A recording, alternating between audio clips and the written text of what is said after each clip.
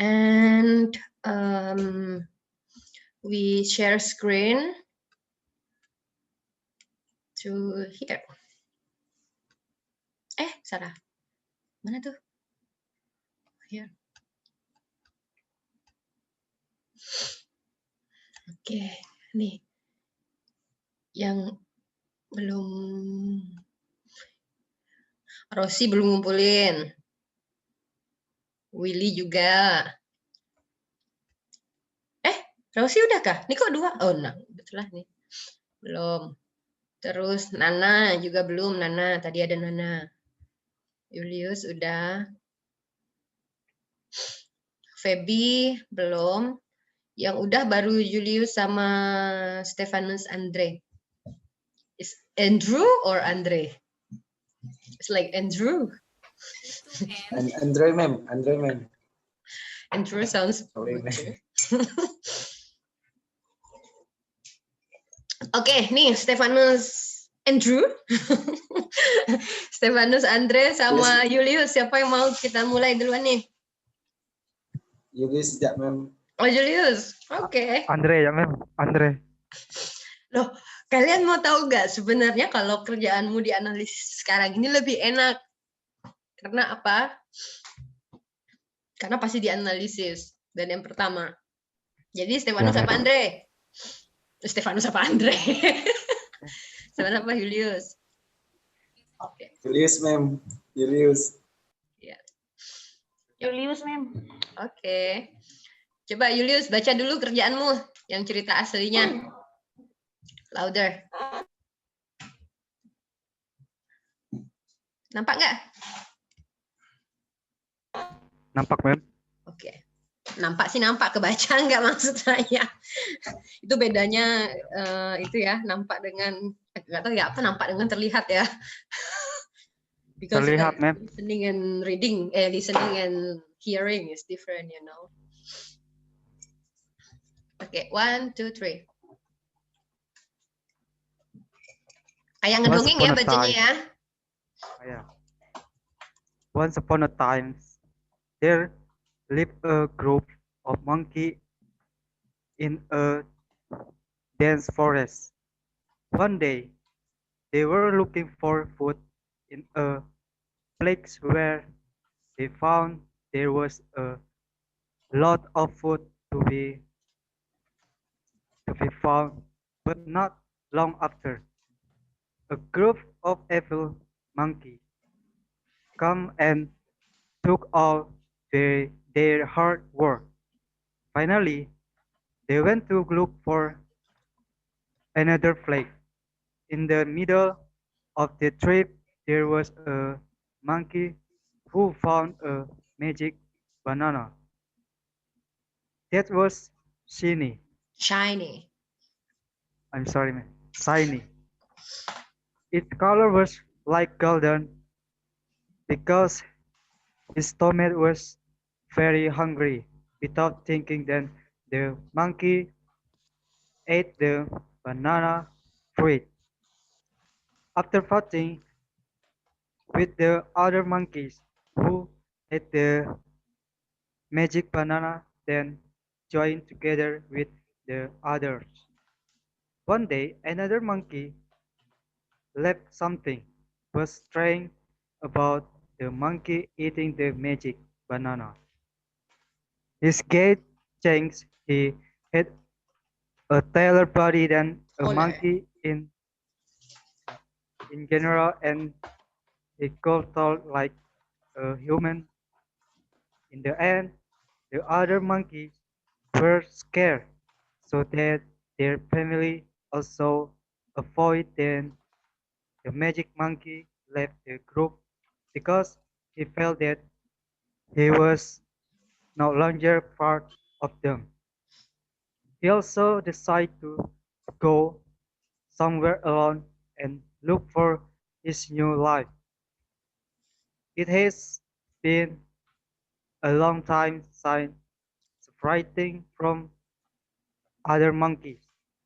One day, the magic monkey was looking for edible fruit, and then he heard the sound of fight where his former family members were being killed by other members of the monkey group.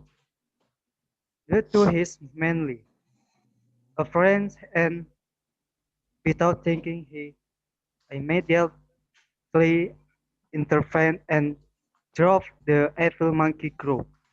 After that incident, the magic monkey was saved back by his family member and at the same time became a hero. Story ends. Okay, Yeah, it's like typical our life, right? Kayak manusia aja gitu kan. Ini kan sebenarnya kan cerita kayak kita aja. Kita hidup di kampung, kemudian kalau manusianya gitu ya. Terus mungkin kita somehow merantau, terus menjadi beda karena pemikiran atau karena apa kayak gitu. Terus balik lagi orang di kampung bilang, kau ini aneh, kau ini ngawur, kau ini apa kayak gitu kan ya. Sampai pada saat mereka punya problem sama neighbor yang lain, and you come there with your, kalau di sini kan dengan appearance-nya ya. Kalau dalam kehidupan nyata mungkin dengan pemikirannya akhirnya diterima kembali. So fairy tale, right? Nah, it's good story, I like it. Sebelumnya saya mau tanya, ini story dari mana ini? saya ngarang, Mem. Kamu ngarang? It's good. Ya. I like it. Beneran ya ngarang ya? Karena Ya. nanti ada hak cipta gitu loh kalau ngarang. Maksudnya tuh bukan ngopi dari sources mana gitu ya. Kalau memang itu cerita yang ada di sekitar kampung juga kan berarti kamu kan nggak ngarang. Berarti kamu menuliskan cerita lisan yang ada di sekitaran kampungmu ke dalam tulisan. Itu nggak apa-apa. Karena it's folk tale, nggak ada yang punya kayak gitu. But it's good then. Kemudian kita lihat tadi udah paham ya konsep ceritanya Julius. Udah paham kan? Nah, it's very structured fable. Selalu kayak gitu. Happily ever after, ada yang jadi hero, ada yang kesusahan dulu sebelum jadi hero, it's typical. Nah, kita lihat dekonstruksinya. Hasil dekonstruksi, baca lagi Julius.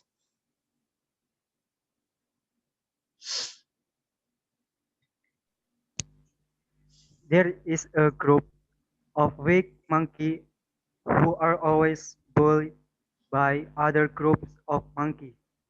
They fight over territory of power where the area has a lot of food. One day, there was a magic monkey whose term was different from common monkeys. He was strong, brave, and bright. Quick in the end, he managed to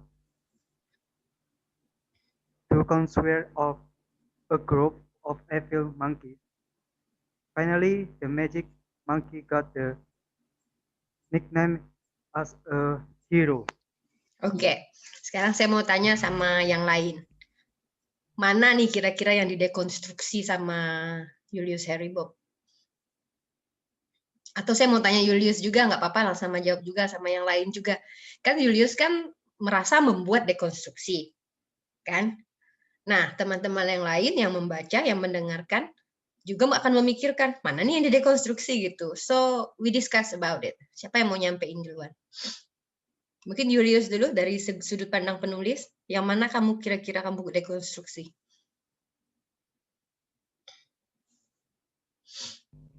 Dari awal cerita, dari awal kalimat maksudnya. Dari awal kalimat. Terus? Ya, yang awalnya kan panjang kan. Jadi saya apa namanya? Kamu ringkas. Ya, diringkas, simpulkan. Nah, oke, saya tanya sama grup. Menurut kalian kerjaannya Julius Heribob ini dekonstruksi apa rekonstruksi? Recon, ma'am. Hah? Recon. Siapa yang jawab recon? Rosi, Mem.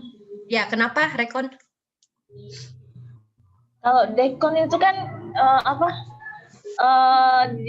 misalnya kayak cerita Malin Kundang gitu kan, Mem. Ya seharusnya kan anaknya yang durhaka, ini didekonstruksikan menjadi ibunya yang durhaka gitu, Mem.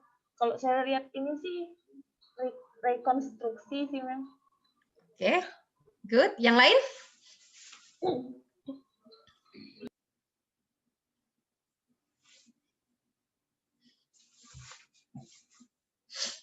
Yang lain gimana?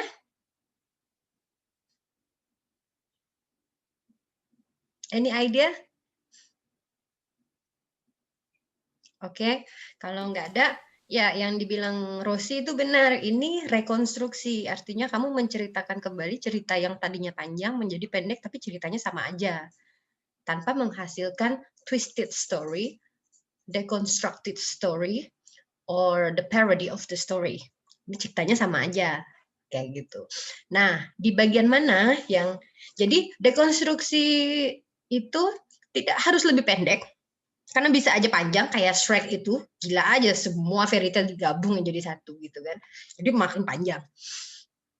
Dan yang terpenting adalah isi ceritanya. Itu yang twisted atau yang tidak seperti aslinya. Tapi bukan berarti, remember, deconstruction is not binary opposition. Karena kalau kayak yang dicontohkan sama Rosi tadi, misalnya cerita Malin Kundang kan yang durhaka anaknya, terus didekonstruksi yang durhaka ibunya. Itu lebih ke binary opposition, jatuh-jatuhnya sama aja dengan structuralism, karena hanya membalik. Tapi mungkin cerita Malin Kundang bisa didekonstruksi.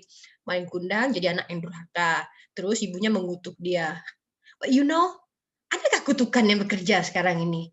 Is there one case in the world that mother can pray to the God to make the sun become a stone? No. Right? Jadi mungkin di cerita Malin Kundang yang didekonstruksi adalah dan kemudian ibunya mengutuk Malin Kundang menjadi batu. Tapi Malin Kundang tidak menjadi batu. Malin Kundang malah menjadi kaya raya dan semakin tidak ingat sama ibunya. That's the real life. You know? Ya. Nah, seperti itu. Nah, sekarang dari cerita ini yang mana yang bisa kita dekonstruksi? Kira-kira ada ide nggak mendekonstruksi cerita ini? Kita ulang sedikit ya. Jadi di cerita Magic Monkey yang aslinya adalah ada segerombolan monyet-monyet di hutan yang cari makanan, gitu kan. Kemudian mereka dapat tempat sumber makanan, tapi ada monyet-monyet jahat, gerombolan monyet jahat yang datang, yang merampok kayak gitu. Akhirnya mereka tersingkirkan, kan? Kemudian mereka mencoba mencari sumber makanan yang baru. Dalam perjalanan, seekor monyet dari gerombolan monyet baik menemukan pisang ajaib. Karena lapar tanpa pikir panjang, pisangnya dimakan. Karena pisang itu ajaib, terjadi perubahan, misalnya kayak dari situ kan, dia menjadi kayak manusia. Dan karena perubahan itu, maka gerombolan monyet baik melihat itu sesuatu yang aneh. Akhirnya dia dikucilkan. Ya. Akhirnya dia mencari kehidupannya sendirian. Sampai pada suatu hari, monyet yang berubah tadi itu menjadi manusia mendapatkan kalau melihat keluarganya dari gerombolan monyet baik berantem sama monyet jahat. Karena masih merasa keluarga, dia datang. Karena penampakannya yang aneh, akhirnya tanpa basa-basi, gerombolan monyet jahat kabur. Akhirnya dia diterima kembali. Kayak gitu. Oke. Nah, kalau diterima kembali, jadi pahlawan kayak gitu. Tipikal sekali gitu kan. Happily ever after. Nah, gimana nih cara mendekonstruksinya? Kira-kira ada ide nggak? Bagian mana yang mau didekonstruksi? Ada banyak sekali peluang-peluang dekonstruksi di sini.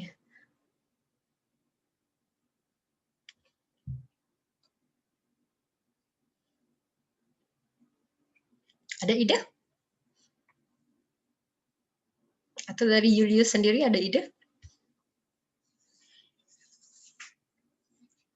Masih bingung memang kan. Hah? Salah ya, masih bingung. Masih bingung? Ya,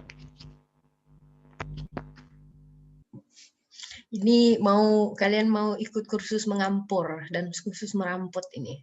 Biasanya kalian ahli mah kayak gitu-gitu tuh.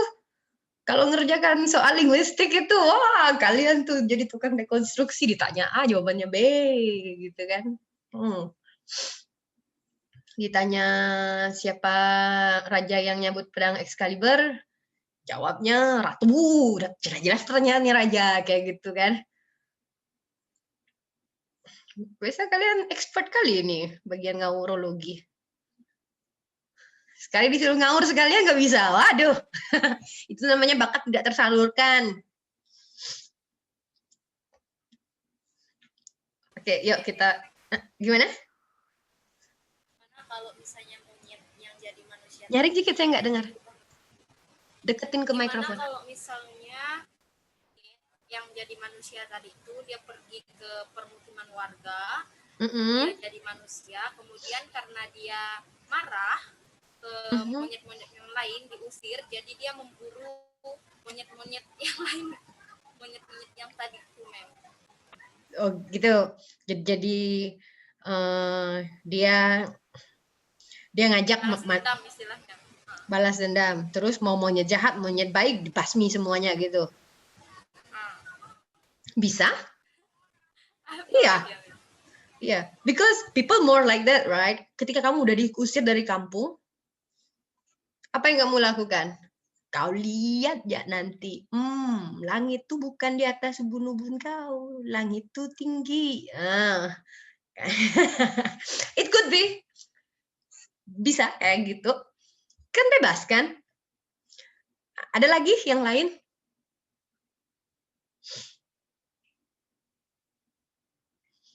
Ada yang lain? Nanti kan terserahnya Julius Haribo mau nulisnya kayak apa ya, kan ini kan karyanya dia, kita kan cuma ngasih saran ya. Ada lagi nggak?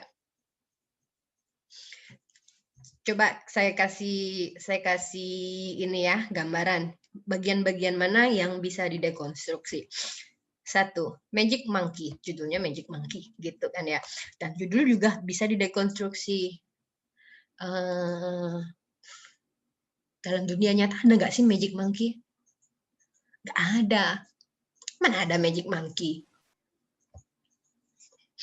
Right?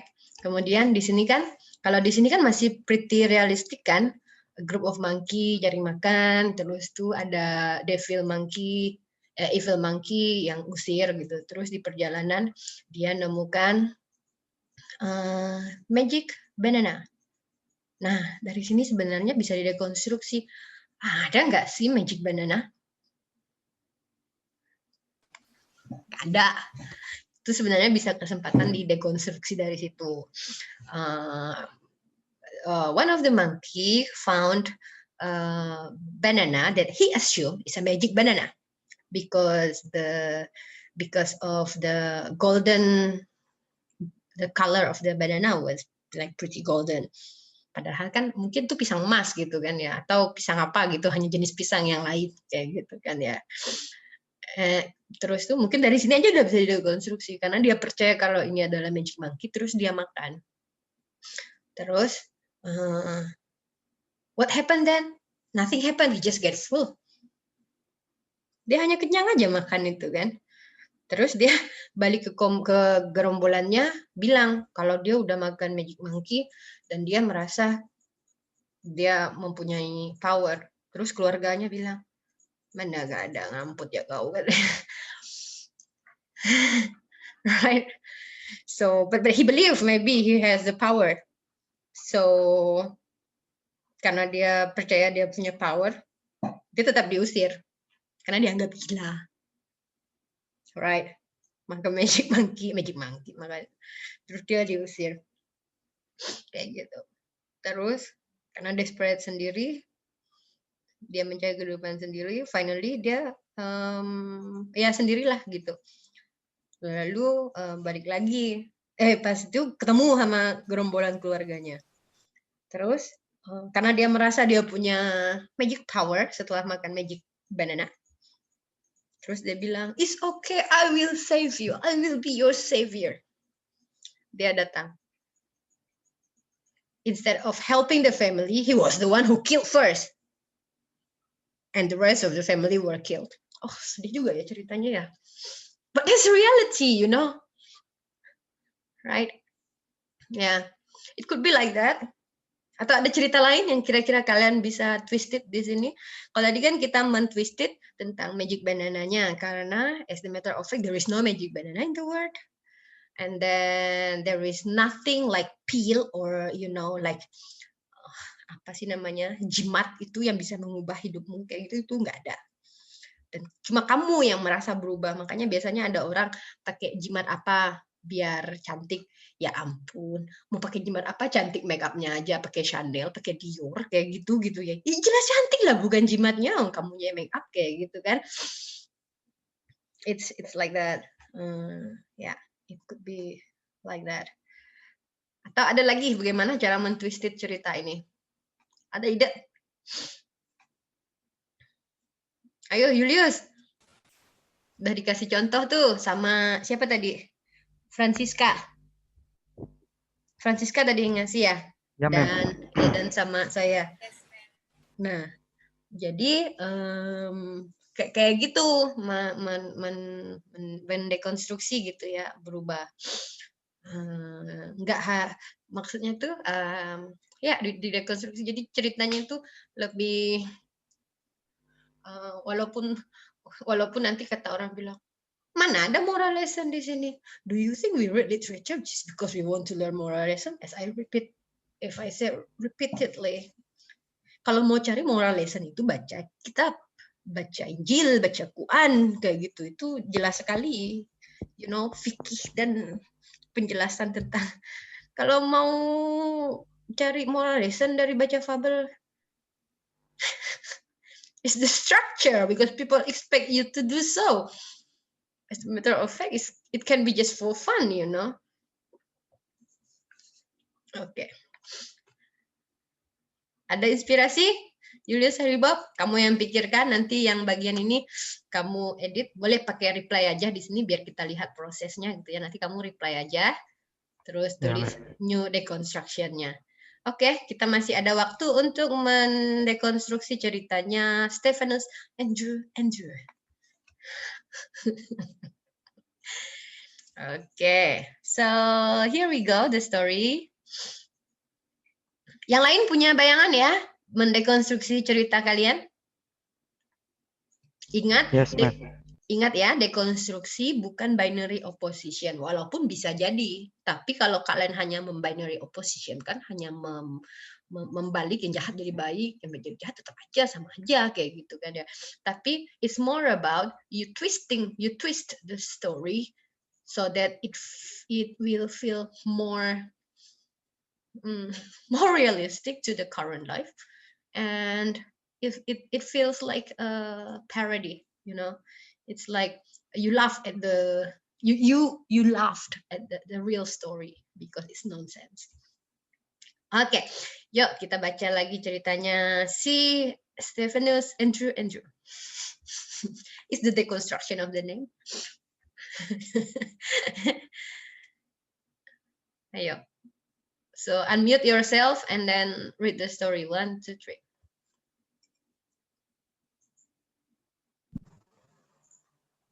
Right. The tortoise gourd of the diamond. The diamond. In a forest, there is an area or a part where there is a waterfall. It is said that the local community said that there were animals guarding the place. The name is Benanga Waterfall. There is a large turtle which is the size of a mat, or in the language as big as a Spain. The tortoise live under the waterfall to protect the diamond. The tortoise is also very loyal to live there to protect the diamond and the surrounding ecosystem.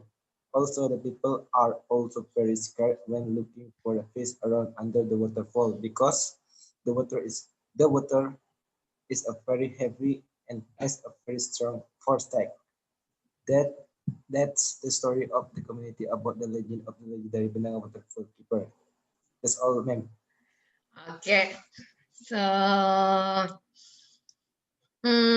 ini lebih ke folklore ya sebenarnya, bukan fable. Yes, Karena yes, ma'am. fable itu adalah cerita yang karakternya adalah hewan-hewan yang sebenarnya nggak bisa ngomong, dibikin bisa ngomong, dibikin kayak manusia, kayak gitu. Ya, atau nggak harus kayak manusia juga kayak gitu. Tapi karakter-karakter dalam cerita itu adalah hewan-hewan. Nah, sebenarnya ceritamu ini bisa menjadi ini kan folklore yang ada di tempatmu ya, tentang tentang penjaga Benanggar Waterfall kan. Nah, sebenarnya dari cerita ini kamu bisa mengarang fabel. Kenapa sampai si tortoise ini bisa menjadi penjaga sana? Itu kan ada alkisahnya gitu kan? Alkisah pada zaman dulu kala ada seekor kura-kura yang apa misalnya kayak gitu. Ada nggak cerita itu? Nggak ada. Di kampungmu ada nggak? No, ma'am. Nggak ada. Tiba-tiba ada kura-kura aja yang jaga sana kayak gitu kan? So you can make Yes, it. ma'am. You can write it, right? Nggak apa-apa, namanya juga cerita meramput. Mana nggak ada yang benar kan? Kau pikir betulkah ada kura-kura jaga terjun tuh? Mana nggak ada, bah? Kalau orang takut berenang di situ kan karena arusnya deras. Siapa nggak pakai kura-kura pun bisa hanyut orang kan? Yes, But, ma'am. yeah, so, apa? No, ma'am, no, ma'am. Oke, ya. Jadi kalau tadi Julius Heribob punya PR mendekonstruksi aja, kamu punya PR mengarang cerita kenapa saya jadi si tortoise ini tukang jaga waterfall. Nah, itulah fabelnya. Oke, paham itu siapa? Stefanus? Yes, ma'am. I got Ya. it. Coba kita baca dulu dekonstruksinya kayak mana nih. 1, 2, 3. Running out of time. Cepat kali you running out of time-nya nih. Right, ma'am. Saya record nggak sini? Okay. Yes, ma'am. Record. Okay, good. Okay, 1, 2, 3. Deconstruction. The fable tells of a legend where in a Benangar waterfall, there is a turtle living under the waterfall to protect diamond. The turtles are very loyal to guard the diamond, so that people are afraid to look for fish in the area because the turtles are very large. So that humans think that turtles can eat themselves. Therefore, humans are very afraid to go there and do fish wedding activity. The moral message is that two living beings will not be angry or feel disturbed if the two beings do not interfere with each other. Therefore, keep respecting one another by protecting the environment and not destroying the surrounding ecosystem so that they can continue their life in peace and safety. That's all, ma'am. So what do you think about what you write? Tell me first. Think about what, ma'am? Bagaimana menurutmu cerita dekonstruksimu ini? Oh, maybe it's out of the rule, maybe because I'm confused, ma'am. Oh, masih confused. Iya. Yes. Nggak apa-apa. Confused itu pertanda berarti kamu mikir gitu ya, walaupun hasilnya ngaurologi. Ya, tulisanmu ini lebih cocok ditambahkan ke dalam buku PPKN ya. Iya, kayaknya cocok lah. Atau kalau ada mata kuliah apa sih dulu tuh, mata kuliah moral. Mulai nih. Bukan di creative writing, apalagi di postmodernism gitu ya. Ya, so tapi sekarang what do you think? Do you know what you have to do? Yes, ma'am. I know. So tell I me. understand. So tell me what you have to do, and what will you do? Maybe I change the story. Yeah. How do you change this story? How? Change. Make will be like a very fiction. Like a fiction.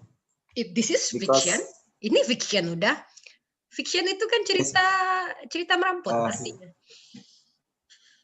Yes, ma'am. But maybe like make the animal can talking. So you maybe make like that. You make this folk tale become the you make you make a fable. Cerita tentang animal itu fable ya. You make the fable, you create the fable in accordance with the folktale story that you have written. Iya kan? Berarti nanti di fabelmu, nanti komen aja di sini, nggak usah dihapus, di komen-komen aja, so we can see the process of learning, you know. Di komen. Nah, jadi nanti di cerita fabelmu karakternya ada siapa-siapa aja ini kira-kira. Pasti ada tortoise. Kayak gitu, kan? Terus ada apa lagi mungkin? Human. Ada human bisa, iya, ada manusianya. Terus ada siapa lagi mungkin? Fish, ma'am. Fish, boleh. Kayak gitu. Terserah aja. Kamu kan ngarang-ngarang, suka-suka lah kayak gitu. Nah, tapi untuk yang fable yang pertama, like the structured fable, ini resultnya, endingnya mengarah ke apa namanya, tortoise-nya jadi I don't know, jadi hero atau jadi dapat magic, hidup selamanya di sana dan menjaga waterfall. I don't know. Kalau hero nanti kayak punya Julius Heribob gitu. Tapi nggak apa-apa, emang itu strukturnya kan. Atau tortoise-nya di sana happily ever after, ever after forever, sampai hari ini kayak gitu nggak mati-mati, kan mau ngerampot kan, mana ada binatang nggak mati. Walaupun tortoise punya kesempatan hidup 3000 tahun. 300 tahun deh. Ya, makanya saya pecinta labi-labi. Labi-labi itu nggak mikir, tidur aja, santai, kalau lapar baru bergerak, cari ikan, sisanya diam aja. Panjang umur. Coba nengok kancil, melantik sana, melantik sini, sebentar mati dah. Nah, kali. So it is the philosophy of labi-labi. Kan makanya kalian tahu email saya labi-labi 34 itu kan. That's the inspiration, you know. It's the philosophical meaning. Ya. Sampai by the way, saya kan di Grab itu kan saya synchronize sama akun email. Jadi munculnya tuh instead of my name, munculnya labi-labi. Jadi tukang taksinya jemput saya, labi-labi, sambil bingung mukanya, kok ada labi-labi minta jemput kayak gitu kan. Ya, it's okay. So what is the problem? They don't know the meaning, so they feel I'm weird, but I know what I mean, you know. So I don't care what people think. Oke. Tahu ya, Stefanus ya? Nah, nanti baru cerita yang tadi fabel itu, yang happily ever after, yang the good become the hero, itu kamu dekonstruksi di sini ceritanya. Jadi I don't know, the tortoise-nya menjadi apa kek, nggak tahu, menjadi monster di situ kek, jadi zombie kek, jadi I don't know, jadi tortoise man gitu, kawannya Spider-Man kayak gitu. Mana ada Spider-Man lah, Batman kan nggak ada. itu kan jurusan merampok ya. Tapi Marvel terkenal loh. Tuh, orang merampok itu biasanya bisa jadi kaya raya, terkenal daripada orang bujur-bujur. Nah, oke. Udah ya? Sisa 3 menit. Ada yang mau ditanyakan? Stefanus atau Julius khususnya atau yang lainnya? Nah, buat yang lain yang story-nya masih belum fabel, difabelin tuh, difabelin. Bikin cerita fabel dulu ya, baru didekonstruksi. Sampai sini paham nggak penjelasan tentang dekonstruksi cerita fabel? Paham, Mem. Paham ya? Yang penting konsepnya paham dulu. Nah, nanti kalau sudah jadi ya. Ini kalau cerita dekonstruksi ini mengesampingkan moral, enggak harus ada moralnya ceritanya yang memisahkan atau Iya. harus ada moralnya. Namanya juga dekonstruksi. Kan saya udah bilang. Oke, well, ini dulu yang saya bilang ya pertama. Moral message itu hanya salah satu cara melihat, hanya salah satu sudut pandang untuk melihat karya sastra apapun. Banyak sekali karya sastra yang tidak hanya fabel, yang tidak punya moral message. Terus kamu pikir apa? 50 Shades of Grey itu? Tahu nggak? Novel, ada filmnya udah 50 Shades of Grey itu.